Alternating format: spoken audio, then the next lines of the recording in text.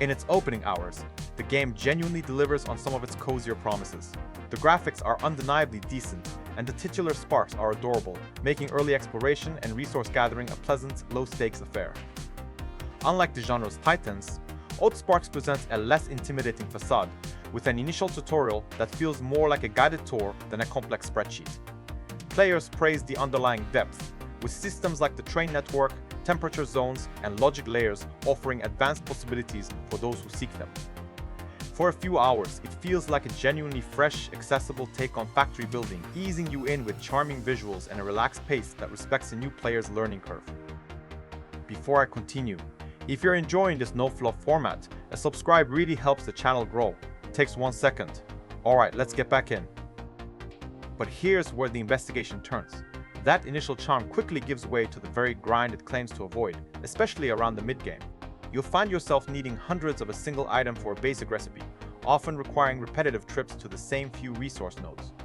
The automation aspect gets bogged down by surprisingly restrictive build zones, limiting your factory layouts to predefined spots instead of offering the creative freedom typical of the genre.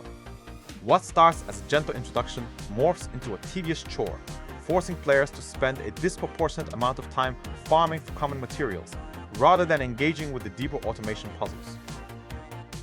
What many initial reviews or demos miss is how the game's design choices actively counteract its own stated goals. The deep logic layers and creature sparks are there, yet the core progression often funnels you into simple, repetitive loops. This isn't a problem of complexity, but one of pacing and bottlenecking. The game's console-ported UI and a pervasive lack of quality-of-life features only exacerbate this, while the developers added cosmetic fluff like new outfits. Many core frustrations like the clunky interface and limited building freedom remained unaddressed.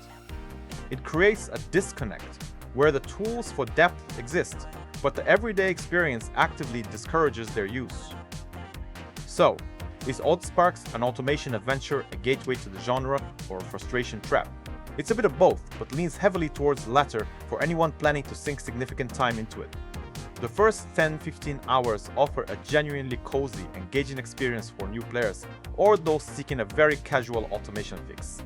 If you're looking for a short diversion and appreciate cute aesthetics, you might find something here. However, for veteran factory builders or anyone hoping for a deep, rewarding journey into automation, the pervasive grind, restricted building, and persistent UI issues will likely lead to frustration long before you reach anything resembling an endgame.